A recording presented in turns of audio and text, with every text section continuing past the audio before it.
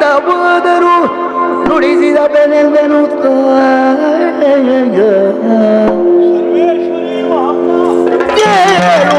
ಇವಳಿಯು ಬದ್ಧವಾದರು ನುಡಿಸಿದ ಬೆನೆಲ್ವೆನು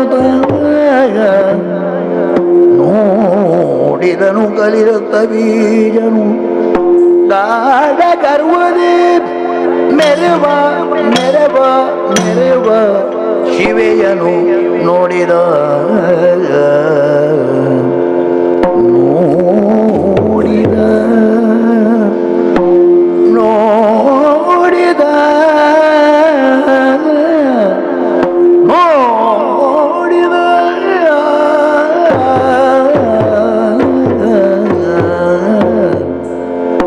ನೋಡಿದ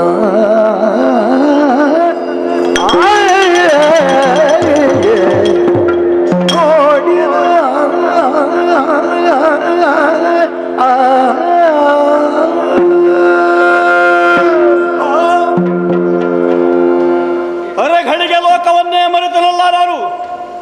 ದಿವ್ಯ ಸಾನ್ನಿಧ್ಯದಲ್ಲಿ ಸತ್ಪುರುಷರುಗಳೆಲ್ಲ ತಮ್ಮನ್ನು ತಾವೇ ಮರೆಯುತ್ತಾರಂತೆ. ಶಬ್ದಕ್ಕೆ ನಿಲುಕದ ಅನುಭವಕ್ಕೆ ಮಾತ್ರ ವೇದ್ಯವಾದಂಥ ಆನಂದಾನುಭೂತಿ ಆ ಕಾಲದಲ್ಲಿ ಆಗುತ್ತದೆ ಎಂಬುದನ್ನು ಕೇಳಿದ್ದೇನೆ ನಾನು. ಬ್ರಹ್ಮದೇವ ಪ್ರತ್ಯಕ್ಷರಂತಹ ಕಾಲದಲ್ಲಿ ಅಂತಹ ಅನುಭವ ನನಗಾಗಿತ್ತು. ಮರಳಿ ಬ್ರಹ್ಮನ ತಾಯಿಯನ್ನು ಕಾಣುತ್ತಿರುವಂತಹ ಈ ಕಾಲದಲ್ಲಿ ಅದೇ ಅನುಭವ. ಅಂತರಂಗದಲ್ಲಿ ಅನುಭೂತಿ ಆಗಬೇಕು ಅಂತಾದರೆ ಅಲ್ಲಿ ವಿಭೂತಿ ಶಕ್ತಿ ಇದ್ದೇರಬೇಕು. ಖಂಡಿತವಾಗಿ ಇದೆ. ಸಕಲ ಪ್ರಪಂಚವು ಪ್ರಕೃತಿಯು ತಾನೇ ಆಗಿ ದರ್ಶನ ನೀಡತೊಡಗಿದ್ದಾಳೆ ಮಹಾತಾಯಿ. ಪಾದದಲ್ಲಿ ಪಾತಾಳ, ಮಧ್ಯದಲ್ಲಿ ಮತ್ತೆ ಶಿರದಲ್ಲಿ ಸುರಲೋಕ. ಲೋಕಕ್ಕೆ ಬೆಳಕನ್ನು ಕೊಡುವಂತಹ ಸೂರ್ಯ ಚಂದ್ರಗಳ ಕಣ್ಣುಗಳಲ್ಲಿ ಮನೆ ಮಾಡಿದ್ದಾರೆ. ಸ್ವಾಹಾಪತಿಯಾದಂಥ ಅಗ್ನಿದೇವ ಇವಳ ಹಣೆಯ 3ನೇ ಕಣ್ಣಿನಲ್ಲಿ ಆಗಿದ್ದಾನೆ. ಆಗಸದಲ್ಲಿರುವಂತಹ ಅಸಂಖ್ಯಾತ ನಕ್ಷತ್ರ ಕೋಟಿಗಳು ಇವಳು ಧರಿಸಿದಂತಹ ಮಾಲಾ ಮೌಕ್ತಿಗಳಲ್ಲಿ. ಸಪ್ತ ಸಾಗರಗಳೇ ವಸನ, ಕಾರ್ಮೋಡದ ರಾಶಿರುವಂತಹ ಕೇಶರಾಶಿ, ಸಮುದ್ರ ವಸನೇ ದೇವಿ ಪರ್ವತಸ್ಥನ ಮಂಡಲಿ. ಜಗದ ತಾಯಿ ಎಂಬುದು ಸ್ಪಷ್ಟವಾಗಿದೆ ನನಗೆ. ನೋಡುತ್ತಾ ಇದ್ರೆ ತ್ರಿಶೂಲವನ್ನು ಕುಣಿಸುವುದಕ್ಕೆ ತೊಡಗಿದ್ದಾಳೆ. 3 ಮನೆ ಆಯುಧ ಉಂಟು ಎಂಬ ಕಾರಣಕ್ಕಾಗಿ ಅವಳು ಕುಣಿಸುವುದಲ್ಲ. ತ್ರಿಕಾರ್ಯಕ್ಕಾಗಲಿ, ತ್ರಿಮೂರ್ತಿಗಳಿಗಾಗಲಿ, ತ್ರಿಲೋಕಗಳಿಗಾಗಲಿ, ತ್ರಿಶಕ್ತಿಗಳಿಗಾಗಲಿ ನಾನೇ ಕಾರಣನಿದ್ದೇನೆ. ಬೇಕಾದಾಗ ಸೃಜಿಸಿ, ಬೇಡವಾದಾಗ ಲಯಗೊಳಿಸುವಂತಹ ಸಾಮರ್ಥ್ಯವನ್ನು ಇನ್ನೂ ಉಳಿಸಿಕೊಂಡಿದ್ದೇನೆ. ರಕ್ತಬೀಜ ಅಂತ ನನಗೆ ಸಂಕೇತ ನೀಡ್ತಾ ಇದ್ದಾಳೆ ಮಹಾತಾಯಿ. ಬಂಗಾರದ ಉಯ್ಯಾಲೆಯಲ್ಲಿ ಕುಳಿತುಕೊಂಡು ತೂಗುತ್ತಾ ಇದ್ದಾಳಲ್ಲ. ಈ ಘೋರ ಕಾಂತಾರದಲ್ಲಿ ಇವಳಿಗೆ ಬಂಗಾರದ ಉಯ್ಯಾಲೆಯನ್ನು ಕೊಟ್ಟವರಾದ್ರು ಯಾರಪ್ಪ? ಇವಳಿಗೆ ಯಾರು ಕೊಡಬೇಕೆಂದೇನೂ ಇಲ್ಲ. ಉಳಿದವರಿಗೆಲ್ಲ ಇವಳೆ ಅನುಗ್ರಹಿಸಬೇಕಾದವು. ಹಿರಣ್ಮಯೇನ ಪಾತ್ರೇಣ ಸತ್ಯಸ್ಯಾಪಿ ವಿಹಿತಂ ಮುಖಂ. ಪ್ರಪಂಚವನ್ನು ಕಾಯುವಂತಹ ಮಹಾಶಕ್ತಿ ಹೇಗಿದೆ ಎಂಬುದನ್ನು ನೋಡಬೇಕೆಂಬಂತಹ ಉದ್ದೇಶದಿಂದ ಸತ್ಪುರುಷಗಳೆಲ್ಲ ಅರಸುವುದಕ್ಕೆ ತೊಡಗಿದ್ರಂತೆ. ಅರಸಿ ಅರಸಿ ಅವರಿಗೇನೂ ಕಾಣ ಸಿಗಲಿಲ್ಲ. ಕೊಟ್ಟ ಕೊನೆಗೆ ಬಂಗಾರಮಯವಾದಂತಹ ಕೋಶವನ್ನು ಕಾಣ ಸಿಕ್ಕಿತು. ಆವಾಗಲೇ ತೀರ್ಮಾನಿಸಿದರು, ಲೋಕವನ್ನು ಪೊರೆಯುವಂತಹ ಮಹಾಚೇತನ ಬಂಗಾರಮಯವಾದಂತಹ ಕೋಶದಿಂದ ಮುಚ್ಚಲ್ಪಟ್ಟಿದೆ ಎಂಬ ಹಾಗೆ ಇವಳು ಅವಳೇ. ಹಾಗಾಗಿ ಇವಳಿಗೆ ಬಂಗಾರದ ಉಯ್ಯಾಲೆ ಸುಲಭವಾಗಿ ಒಲಿದು ಒದಗಿ ಬಂದಿದೆ. ಘೋರ ಕಾಂತಾರದಲ್ಲಿ ತೂಗುತ್ತಾ ಇರುವುದನ್ನು ನೋಡಿದರೆ ನಮ್ಮನ್ನು ಜೊತೆ ಸೇರಿಸಿ ತೂಗಿದಂಥ ಅನುಭವ ಆಗುತ್ತಾ ಇದೆ ಲೋಕಮಾತೆ ಅಲ್ವೇ. ಹಾಗಾಗಿ ಅರೆಗಳಿಗೆ ನಾನು ಲೋಕವನ್ನು ಮರೆತೇ. ಹಾಗೆಂದು ಏನು ಮಾಡೋಣ? ಜಗದ ತಾಯಿ ಅಂತ ನನಗೆ ಗೊತ್ತಾದ ಮೇಲೂ ಇವಳಲ್ಲಿ ಹೋರಾಟವನ್ನು ಮಾಡೋದಕ್ಕೆ ಸಾಧ್ಯವಿದೆಯೇ? ನಮ್ಮವರ ನಾಶಕ್ಕಾಗಿ ಧರೆಗಿಳಿದಿದ್ದಾಳೆಂಬುದರಲ್ಲಿ ಯಾವುದೇ ಸಂದೇಹವಿಲ್ಲ. ದೇವತೆಗಳಿಗೆ ಅಭಯದಾನವನ್ನು ಮಾಡಿ ದಾನವರಾದಂಥ ನಮ್ಮ ನಾಶಕ್ಕಾಗಿ ಧರೆಗಿಳಿದಿದ್ದಾಳೆ. ಶುಂಭನ ಸಾಧನೆ ಎಣಿಸಿದಾಗ ಮಾತ್ರ ಖೇದವಾಗುತ್ತಾ ಇದೆ. ಒಬ್ಬರೇ ಒಬ್ಬ ಶುಂಭನ ಆಳ್ವಿಕೆಯ ಕಾಲದಲ್ಲಿ ಭೂಲೋಕ ಪಾತಾಳಗಳನ್ನು ಗೆದ್ದು ನಾಕಲೋಕವನ್ನು ಪ್ರವೇಶ ಮಾಡಿ ಆ ದೇವಲೋಕದಲ್ಲಿ ವಿಜಯದುಂದುಬಿಯನ್ನು ಮೊಳಗಿಸಿದವನಿದ್ದಾನೆ ಶುಂಭಾಸುರ. ಸೂರ್ಯ ಚಂದ್ರನ ನಡೆಗೆ ತಡೆನೊಡ್ಡಿ ತಾವೇ ಸ್ವತಃ ಸೂರ್ಯಚಂದ್ರರಾಗಿ ನಭದಲ್ಲಿ ಕಾಣಿಸಿಕೊಳ್ಳದಾಗ ತೊಡಗಿದ್ದಾರೆ ಶುಂಭಾನಿಶುಂಭರು. ಯಮನ ದಂಡವನ್ನು ಪಾಶವನ್ನು ಕಿತ್ತುಕೊಂಡು ನಾನೇ ದಂಡದರ ಅಂತ ಹೇಳ್ತಾ ಇದ್ದಾನೆ ಶುಂಭಾಸುರ. ಲೋಕ ವ್ಯವಸ್ಥೆಯನ್ನೇ ಹಾಳು ಮಾಡಿದ್ದಲ್ವೇ? ಮರಳಿ ಸುವ್ಯವಸ್ಥೆಗೊಳಿಸಬೇಕು ಅಂತಾದರೆ ಲೋಕನಾಯಕಿ ಧರೆಗಿಳಿದು ಬರಬೇಕಷ್ಟೇ. ನಾವು ಭರಿಸಿದ್ದೆಂಬ ಹಾಗೆ ಎದೆತಟ್ಟಿ ಹೇಳುವ ಹಾಗಿಲ್ಲ. ಯಜ್ಞದ ಮೂಲಕವಾಗಿಲ್ಲ, ದಾನದ ಮೂಲಕವಾಗಿಲ್ಲ, ತಪಸ್ಸಿನ ಮೂಲಕವಾಗಿಲ್ಲ, ದೌಷ್ಟ್ಯದಿಂದ ಭರಿಸಿದ್ದೇವೆ. ನಾವು ದುಷ್ಟತನದಿಂದ ಭರಿಸಿದ್ದು. ದುಷ್ಟತನಕ್ಕೆ ದುಷ್ಫಲವಲ್ಲದೆ ಸತ್ಫಲ ಅಂತ ಎಲ್ಲೂ ಹೇಳಲಿಲ್ಲ. ಅನುಭವಿಸಲೇಬೇಕು. ಪರಿಣಾಮ ಸುಸ್ಪಷ್ಟವಾಗಿದೆ. ಅಂಗಯ್ಯ ಆಮಲಕದ ಹಾಗೆ ರಾಕ್ಷಸರ ನಾಶಕ್ಕಾಗಿ ಇವಳು ಆಗಮಿಸಿದ್ದಾಳೆ. ಹಾಗೆಂದು ಏನು ಮಾಡೋಣ? ಶುಂಭನ ಉತ್ಪನ್ನವನ್ನುಂಡು ಬೆಳೆದಂತಹ ದೇಹವಿದು. ಆನನ್ನ ದೊರೆಗಾಗಿ ದುಡಿಯಬೇಕು. ಆತ ನೀಡಿದಂಥ ಅನ್ನಕ್ಕಾಗಿ ದುಡಿಯಬೇಕು. ಧನುಜ ಸಮಾಜಕ್ಕಾಗಿ ದುಡಿಯಲೇಬೇಕು. ಹೋರಾಟವನ್ನು ಮಾಡುವುದೇ ನನ್ನ ಉದ್ದೇಶವೇನುವಲ್ಲ. ಭಕ್ತಿಗೆ ಒಲಿಯುತ್ತಾಳಂತೆ ಮಹಾತಾಯಿ. ನನ್ನ ಭಕ್ತಿಗೆ ಒಲಿದು ಏನು ಬೇಕು ಮಗನ ರಕ್ತಬೀಜ ಅಂತ ಕೇಳಿದರೆ ದಾನವರ ಆಯುಷ್ಯವನ್ನು ವೃದ್ಧಿ ಮಾಡಮ್ಮ ಅಂತ ನಾನು ಬೇಡ್ತೇನೆ. ಅಷ್ಟು ನನ್ನಿಂದ ಸಾಧಿತವಾಯಿತು ಅಂತಾದರೆ ರಕ್ತಬೀಜನ ಜೀವನಕ್ಕೆ ಮತ್ತೊಂದು ಸಾರ್ಥಕ್ಯವಿಲ್ಲ. ಅವಳು ಒಪ್ಪಬೇಕಷ್ಟೇ. ಮೊದಲೇ ಹೇಳಿದ್ದಾಳೆ, ಯುದ್ಧವೇ ಬದ್ಧ. ನಿನ್ನಲ್ಲಿ ಪರಾಕ್ರಮ ಉಂಟು ಅಂತಾದರೆ ಕಾಳಗವನ್ನೆಸಗು ರಕ್ತ ಬೀಜ ಅಂತ ಹೇಳಿ ಆಡು. ದುರ ಕಂಜುವ ಭಟನೆಯನ್ನುವಲ್ಲ ರಕ್ತ ಬೀಜ. ಈ ಪರಂಜ್ಯೋತಿ ಸ್ವರೂಪದಲ್ಲಿ ಕಾಳಗವನ್ನೆಸಗಿ ನಾನು ಒಳಿದೆ ಅಂತಾದರೆ ನನಗದು ಮರಣವಲ್ಲ, ಮಹಾನವಮಿ. ಮತ್ತೆ ಹುಟ್ಟಿ ಸಾಯುವಂಥ ಕಾಲಚಕ್ರಕ್ಕೆ ಸಿಲುಕದೆ ಶಾಶ್ವತವಾದಂಥ ಕೈವಲ್ಯ ಪದವಿಯನ್ನು ಹೊಂದುವುದಕ್ಕದೊಂದು ಮಾರ್ಗವಾಗಲಿ. ನಿಗ್ರಹವೋ ಅನುಗ್ರಹವೋ ತೀರ್ಮಾನ ಮಾಡಬೇಕಾದವಳು ಅವಳೇ ಜಗನ್ಯಾಮಕಿ. ಅವಳ ಸಾನ್ನಿಧ್ಯವನ್ನು ಸೇರ್ತೇನೆ, ಅವಳನ್ನು ಸಂಪ್ರಾರ್ಥಿಸ್ತೇನೆ, ಅವಳ ಮನದ ಇಂಗಿತೆ ಎಂಬುದನ್ನು ಅರ್ಥ ಮಾಡಿಕೊಳ್ಳೋದಕ್ಕೆ ಪ್ರಯತ್ನ ಪಡ್ತೇನೆ. ನಡೆಯುತ್ತೇನತ್ತ.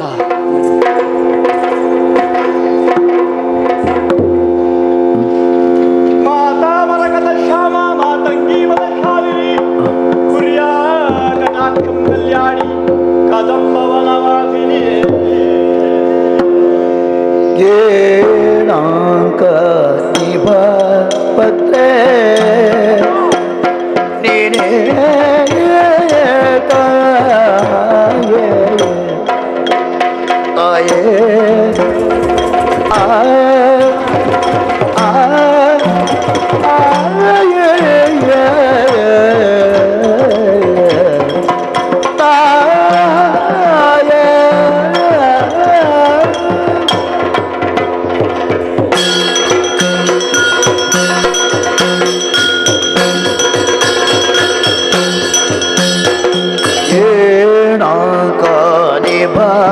ಭದ್ರೇ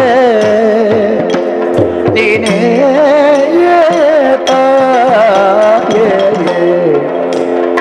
ಶುಂಭ ದಾನವ ಬಯಸಿದರೆಯೇ ಶುಂಭ ದಾನವ ಬಯಸಿದರೆಯೇ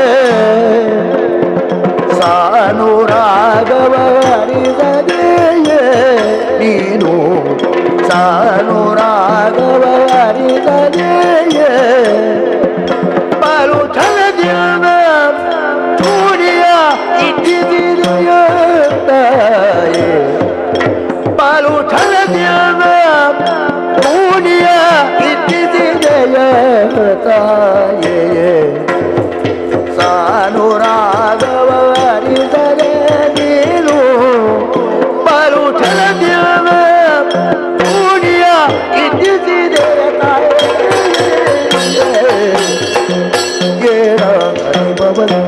ನೀನೇ ತಾಯೇ ಆ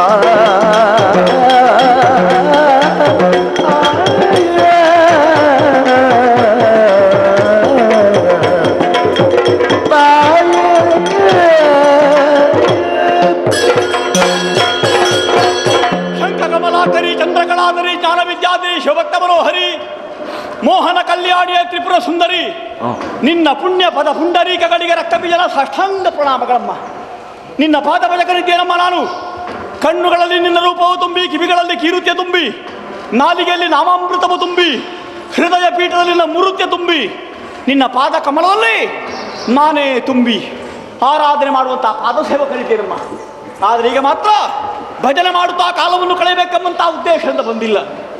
ಇದು ನಿಷ್ಕಾಮ ಕರ್ಮವಲ್ಲ, ಕಾಮ್ಯ ಕರ್ಮ.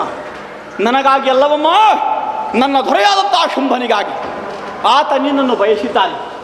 ಪೃಥ್ವಿ ಮೂರಕ್ಕೆ ಒಡೆಯರಾದಂಥ ಶುಂಭನ ಬಯಕೆ ಅದನ್ನು ಈಡೇರಿಸಬೇಕೆಂಬಂಥ ಉದ್ದೇಶದಿಂದ ಇಲ್ಲಿವರೆಗೆ ಆಗಮಿಸಿದವರಿದ್ದೇನಮ್ಮ. ನೀನು ಇದು ಮೊದಲು ಬಂದವರಲ್ಲಿ ಹೇಳಿದ್ಯಂತೆ, ಶುಂಭನಾಗಲಿ ಅವನ ತಮ್ಮನಿ ಶುಂಭನಾಗಲಿ ಶಂಭುವೇ ಬರಲಿ ಅಂತ. ಯಾಕಮ್ಮ ಶಂಭುವನ್ನು ಬಯಸ್ತಿ? ಒಂದು ವೇಳೆ ಶಂಭುವೇ ದುರಕ್ಕಣಿಯಾದರೂ ಅವನ ಶೂಲವನ್ನು ಸೆಳೆದು ಅವನ ಮೇಲೆ ಪ್ರಯೋಗಿಸುವಂತಹ ಸಾಮರ್ಥ್ಯವನ್ನು ಸಾಧನೆಯ ಮೂಲಕವಾಗಿ ಹೊಂದಿದಂತಹ ಮಹಾಸಾಧಕನಿದ್ದಾನೆ ಶುಂಭಾಸುರ. ಪೃಥ್ವಿ ಮೂರಕ್ಕೆ ಒಡೆಯನಾಗಿ, ಧನುಜಕುಲದ ಆಧಾರ ಸ್ತಂಭವಾಗಿ, ಕುಂಬಿನಿಯ ಪ್ರತ್ಯಕ್ಷ ಶಂಭುವಾಗಿ ವಜ್ರ ಸ್ತಂಭದಂತೆ ಬೆರೆಯುತ್ತಾ ಇದ್ದಾನಮ್ಮ. ಗಂಡುಗಲಿ ಅಂದರೆ ಅವನೇ, ಹೆಣ್ಣಂದರೆ ನೀನೇ. ನೀನು ಮೂರು ಲೋಕದ ಒಡತಿ, ಅವನು ಮೂರು ಲೋಕದ ಒಡೆಯ. ನೀವಿಬ್ಬರು ಜೊತೆಯಾಗಿದ್ದುಕೊಂಡು ಭಕ್ತರಾದ ಶರಣರಾದ ನಮ್ಮನ್ನು ಹರಸಿದ್ರಿ ಅಂತಾದರೆ ನಾವು ಉನ್ನತಿಯನ್ನು ಉತ್ಕರ್ಷವನ್ನು ಬಹಳ ಬೇಗನೆ ಹೊಂದುವುದಕ್ಕೆ ಸಾಧ್ಯವಿದೆ. ಚಂಡಮುಂಡರ ಮೂಲಕವಾಗಿ ನಿನ್ನ ವಾರ್ತೆ ಕೇಳಿದ ಅಕ್ಷರದಿಂದ ನಿನ್ನ ಹಂಬಲಿಕೆಯಲ್ಲಿದ್ದ ನಮ್ಮ ಶುಂಭಾಸುರ ನಿನ್ನ ಭಜನೆ ಮಾಡ್ತಾ ಇದ್ದಾನೆ, ತ್ರಿಪುರ ಸುಂದರಿ ತ್ರಿಪುರ ಸುಂದರಿ ಅಂತ. ಅವಿಚ್ಛಿನ್ನವಾಗಿ ನಿನ್ನನ್ನು ನೆನೆಯುತ್ತಾನೆ ಅಂತ ಆದರೆ ಅದು ತಪಸ್ಸೇ ಅಲ್ವಮ್ಮ. ಭಜನೆಗೆ ತಪಸ್ಸಿಗೆ ಯೋಗ್ಯವಾದಂಥ ಫಲ ಕೈಗೂಡಲೇಬೇಕು. ಹಾಗಾಗಿ ಅವನ ಸಾನ್ನಿಧ್ಯವನ್ನು ಸೇರಿ ಕರೆತರುವೆ ಹೀಗೆಂದು ಭರವಸೆಯನ್ನು ನಾನು ಹೊರಟು ಬಂದಿದ್ದೇನೆ. ಬಂಗಾರದ ಪಲ್ಲಕ್ಕೆ ಸಿದ್ಧವಾಗಿದೆ. ನೀನದರಲ್ಲಿ ಕುಳಿತೆ ಅಂತಾದರೆ ಅದರ ಹಿಡಿಕೆಗೆ ಹೆಗಲು ನೀಡಿ ಸಂಭ್ರಮದಿಂದ ನಾನು ಶೋಣಿತಾಪುರಕ್ಕೆ ಕೊಂಡು ಹೋಗುವನಿದ್ದೇನೆ. ಬಾರಿಸುವ ಮರಣಮೃದಂಗವನ್ನು ಬದಿಗಿರಿಸು, ಕೈಯಲ್ಲಿ ವರ್ಣಮಾಲಿಕೆಯನ್ನು ಧರಿಸು, ಶುಂಭನ ಕೊರಳಿಗಿಕ್ಕಿ ವರಿಸು, ನಮ್ಮೆಲ್ಲರಿಗೂ ಸಂತೋಷವನ್ನು ಉಳಿಸು. ಒಲಿದು ಬಾ, ನಲಿದು ಬಾ, ನಮ್ಮಲ್ಲಿ ನೆಲೆಸು ಬಾ, ನಮ್ಮೆಲ್ಲರನ್ನು ಹರಸು ಬಾ. ಬಾ ಬಾ ಬಾ. ಅಮ್ಮ, ಭಕ್ತಿ ಹೊಳೆ ಹರಿಯುತ್ತಾ ಇದೆ. ಭಕ್ತಿ ಮಾಡಲಿಕ್ಕೆ ಸಮಯ ಸಾಕಾಗುವುದಿಲ್ಲಮ್ಮ ಈಗೀಗ. ಮೊದಲು ಬಂದವರಿಗಿಂತ ಭಿನ್ನನಾಗಿ ವ್ಯವಹರಿಸ್ತಾ ಇದ್ದೀಯಾ? ನನ್ನಂತ ಭಕ್ತರು ಬಹಳ ಮಂದಿಗಳು ಇನ್ನೂ ಇದ್ದಾರಮ್ಮ. ನಿನ್ನನ್ನು ಪ್ರಾಜ್ಞನೆಂದಲೇ ಹುಮ್ಮನೆಂದಲೇ? ಯಾಕಮ್ಮ ನಿನ್ನ ಭಕ್ತನೊಬ್ಬ ಹುಮ್ಮನಾಗಲಿಕ್ಕೆ ಉಂಟೆ ತಾಯಿ? ಕುಂದಲತೆಯನ್ನು ಮಾಮರಕ್ಕೆ ನೆಡುವರೆ ಹೊಂಗಾರ ಮರಕ್ಕೆ ನೆಡುವುದಿಲ್ಲವಲ್ಲ? ಇದು ಹೊಂಗಾರ ಎಲ್ಲ ತಾಯೇ, ಗಂಧದ ಮರ. ಗಂಧದ ಮರ ನೀರಿಗೆ ಬಿದ್ದಾಗ ದುರ್ನಾತ ಹೊರಡ್ತದೆ. ಗಂಧವೇ ಅಲ್ವಮ್ಮ ನೀರಿಗೆ ಬಿದ್ದು. ದೇವರ ಉದ್ದೇಶದಿಂದಲೇ ದುರ ಸಾರಿದವನು ನಾನು. ಹೌದೇ? ದುರದ ಮೂಲಕವಾಗಿ ಹೇಳುವುದಕ್ಕೆ ಸಾಧ್ಯವಾದ ಧರೆಯೊಂದೇ, ಸೂರ್ಯನೊಬ್ಬನೇ, ಧರೆಯಲ್ಲಿ ಶಕ್ತಿ ಎನ್ನುವುದು ಒಂದೇ. ಶುಂಭನೆಂಬವನು ಒಬ್ಬನೇ ಒಬ್ಬ. ಸಾವಿರ ಶುಂಭನೆಯಷ್ಟು ಅಹಂಕಾರ ಇದ್ದಾಗ ಸಾವಿರದ ಒಂದಾಗಿ ನಾನೆಷ್ಟು ಉಜ್ಲವಿದ ಬೇಡ. ಸಾವಿರದ ಒಂದು ದಾನ ಬೇಡುವವನು ಪಾತ್ರೆಯನ್ನು ಅರ್ಥವಿಸಿಕೊಂಡೇ ದಾನ ಮಾಡಬೇಕು. ಅಮ್ಮ, ನಮ್ಮ ಪಾತ್ರೆ ಅಂದ್ರೆ ಬಂಗಾರದ ಪಾತ್ರೆ ಅಮ್ಮ. ಇದು ಮಣ್ಣಿನ ಕುಡಿಕೆಗೆ ಅಮೃತವನ್ನು ಸುರಿಯುವುದು. ಮಣ್ಣಿಗೆ ಹಾಕಿದ್ರೆ ಇಂಜು ಓದಿತಲ್ಲಮ್ಮ. ಶುಂಭನಿಗೆ ಇದ್ದಕ್ಕೆ ಆಹ್ವಾನ ಕೊಟ್ಟಿದ್ದೆ. ರಣಹೇಡಿಯಾಗಿ ಅರಮನೆಯಲ್ಲಿ ನುಡಿದ. ಅಂದಂತ ನೀನು ಅವಿವೇಕಿ, ತೊಲಗಿಲ್ಲಿದ್ದ.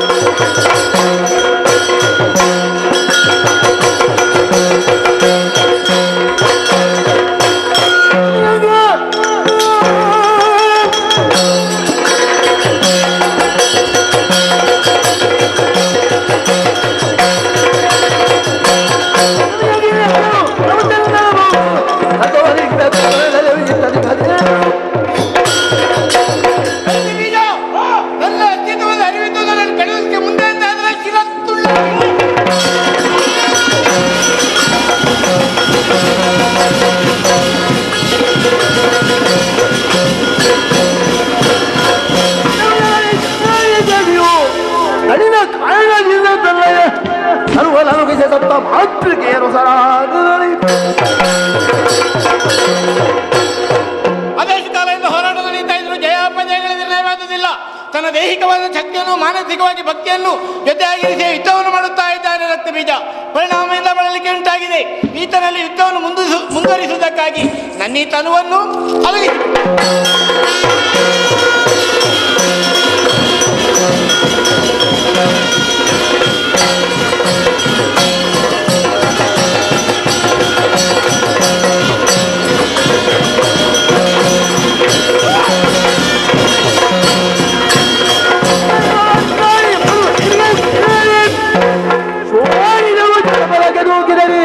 ದೈತ್ಯರು ಕೋಟಿ ಸಂಖ್ಯೆಯಲ್ಲಿ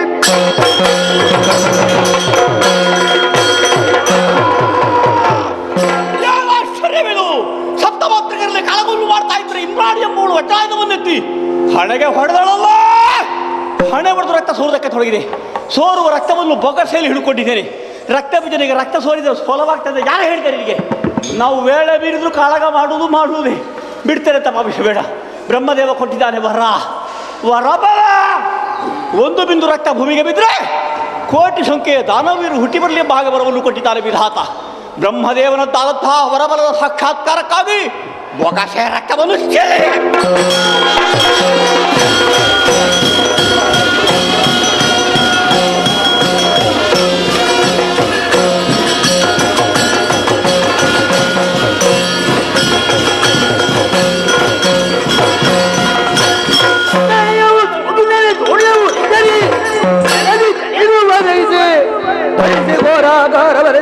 ಜಾತಿ ರಕ್ತವನ್ನೆಲ್ಲ ಹೀರಿ ದಾನವರನ್ನು ಅಸುರನ ಮೈಯಿಂದ ಬಿದ್ದ ರಕ್ತ ಬಿಂದುವಿನಿಂದ ಸಂಖ್ಯಾತ ದಾನವರು ಹುಟ್ಟಿಕೊಳ್ಳುತ್ತಾ ಇದ್ದಾರೆ. ಒಂದು ಕಡೆಯಿಂದ ತರಿಯುತ್ತಾ ಬಂದರೆ ಇನ್ನೊಂದು ಕಡೆಯಿಂದ ಹುಟ್ಟಿಕೊಳ್ಳುತ್ತಾವೆ ಕೆಟ್ಟ ಸಂತಾನ. ಇವನ ರಕ್ತಾತಿರೇನು ಸೋಕಬಾರದು. ಭೂಮಿಗೆ ನಾಲಿಗೆಯನ್ನು ಚಾಚುವುದಕ್ಕಾಗಿ ರಕ್ತೇಶ್ವರಿ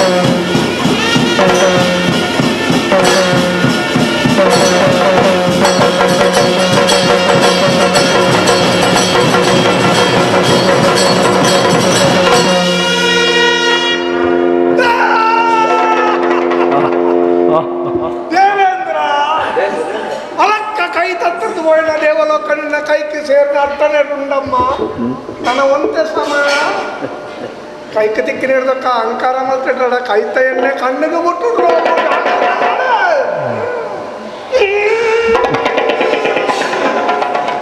ಭಾಗತೇನ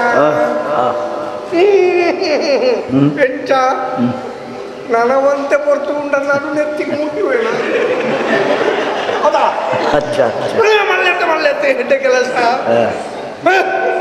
ಪಂಚಾಕ್ಷರಿ ಯಕ್ಷಗಾನ ಮಂಡಳಿ ನೇತ 40ನೇ ವರ್ಷದ ಕಾರ್ಯಕ್ರಮ ಅಂದ 40 ಜನ ಕಲಾವಿದರಿಗೆ ಕೊಡುವುದ ಸನ್ಮಾನದ ಮಲ್ತೆ ಆ ಸನ್ಮಾನ ಆಯ್ ಬೇರೆ ಊರಿನಿಂದ ಪುಷ್ಪವರಸ್ತಿ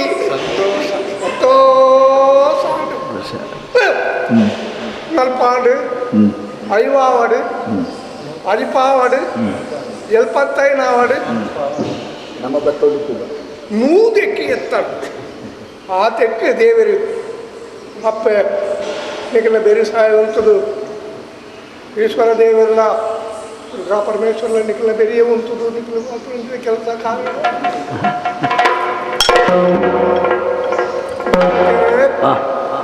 ಕಾಯಲ್ಲೆತ್ತಿಜಿ ಬೆಲ್ಲೆತ್ತಿಜಿ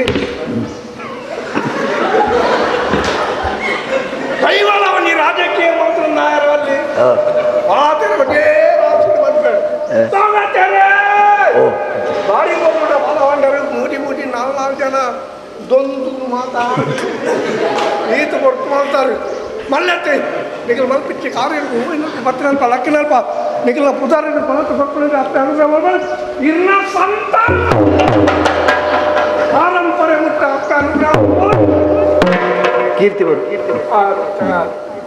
ಮಧ್ಯಾಹ್ನದ ಕೊಂಡಿ ಮತ್ತೆ ಯವನಾಟಿಕೊಂಡು ಆಂಡ್ರೆ ಬೇಗಡೆ ಆಪ್ಲೆ ಅನುಗ್ರಹ ಮಾಡ್ಕೊಂಡು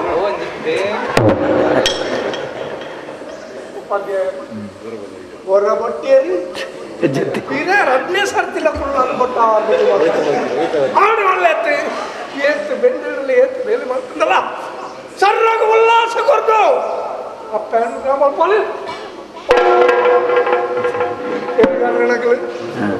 ಯಾರಿಗೆ ಉತ್ತೇರು ಬಾರಿ ಉತ್ತೇರು ಅಂತೋ ಸಾಂಡು ಆವಾಡು ನಿಖಲೆಗ ಶುರು ಆಯ್ಲೆ ಕಡೆ ನಿಖಲೆಗ ಶುರು ಆಗು ಕಾಸು ಬರ್ತೀವಲ್ಪ ಲಕ್ಷ ಪಾರಂಪರೆ ಮುಟ್ಟ ಅಪ್ಪ ಅನುಗ್ರಹ ಮಾಡ್ಕೊಂಡು ನಂಬಿಕೆ ದಿವಳಿ ನಾನು ಹೆಚ್ಚಿಗೆ ಕಾರ್ಯ ಸದ್ಯ ಮಕ್ಕಳು ಎನ್ನ ಸ್ವಸ್ಥಾನವನ್ನು ಸೇರುವೆ ಸ್ವಸ್ಥಾನವನ್ನು ಸೇರುವೆ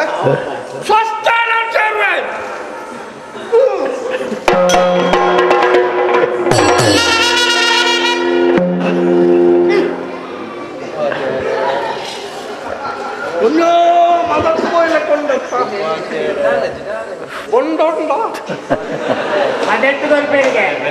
ಅಂದ ಆಡು ಮಲ್ಲೆತ್ತು ಓಲು ತಿಕ್ಕೊಂಡ ಅವಳೆ ಅಂತ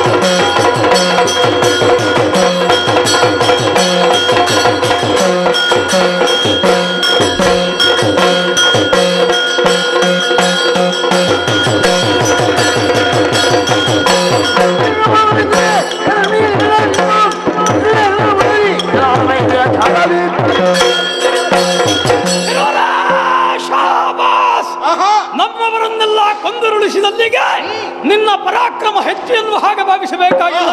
ಶುಂಭ ಇನ್ನು ಜೀವಂತವಾಗಿಯೇ ಇದ್ದಾನೆ. ಆಯುಧ ಕೆಳಗಿಡು, ಮದುವೆಯಾಗು.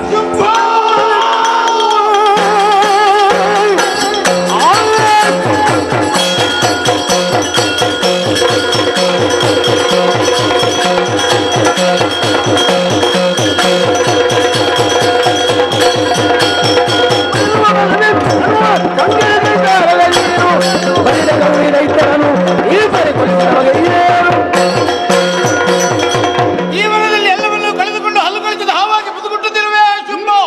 ನಾನು ಕೊಂಡಂತೆ ಕೈಗೊಂಡಂತ ಆಸುರ ಮೇಧದ ಕೊನೆಯ ಬಲಿಪಶು ನೀನು.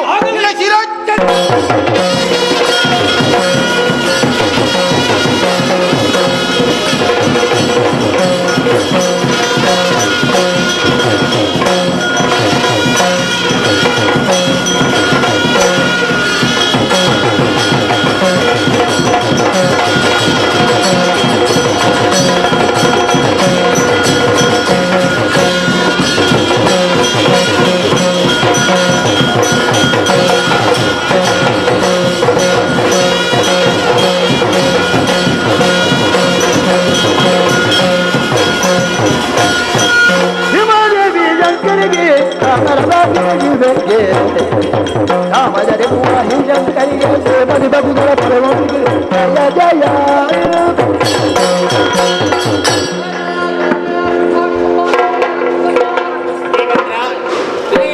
ನುಡಿಯಂತೆ ದುಷ್ಟನ ಗಿಡವನ್ನು ಧರೆಯಲ್ಲಿ ಕಡೆಯಂತ ದೃಶ್ಯವನ್ನು ಕಂಡೆಯ. ಅದೇ ಸಂತೋಷವನ್ನು ಮೈದುಂಬಿಸಿಕೊಂಡು ವೈಭವದಿಂದ ಮೂರು ಲೋಕವನ್ನು ಪಾಲಿಸುತ್ತವ. ಇಂದ್ರ, ಧರೆಯಲ್ಲಿ ಅಧರ್ಮವು ಅಧಿಕವಾಗಿ ಧರ್ಮಕ್ಕೆ ಗ್ಲಾನಿ ಉಂಟಾದಾಗ ಅಂತಹ ಧರ್ಮದ ರಕ್ಷಣೆಗಾಗಿ ನಾನಾ ರೂಪಗಳಲ್ಲಿ ಅವತರಿಸಿ ಧರೆಯಲ್ಲಿ ಸಂಚರಿಸಿ ಧರ್ಮವನ್ನು ರಕ್ಷಿಸುತ್ತಾ ಬರುತ್ತೇನೆ. ಅಲ್ಲಿಯ ತನಕ ಮಣಿ ದ್ವೀಪದಲ್ಲಿ ತ್ರಿಪುರಾಂಬಿಕೆಯಾಗಿ ನೆಲೆಯಾಗುತ್ತೆ.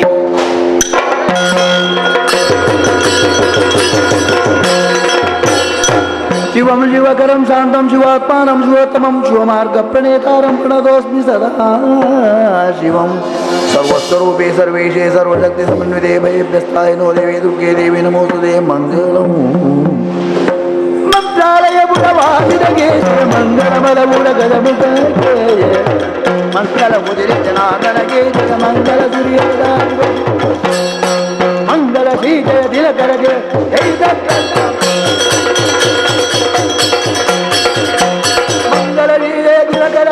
ಮಂಗಳವೆಂದಿರು ಸ್ಕಂದನಿಗೆ ಜೀವನ ಭಾಗ್ಯದ ಜ್ಯೋತಿಯ ಬೆಳಗಿದ ಶ್ರೀರಾಮರ ಜಯ. ಜೀವನ ಭಾಗ್ಯದ ಜ್ಯೋತಿಯ ಬೆಳಗಿದ ಶ್ರೀರಾಮರ ಜಯ ಮಂಗಳ. ಶ್ರೀ ವಿಶ್ವೇಶ್ವರಗೆ ಮಂಗಳ.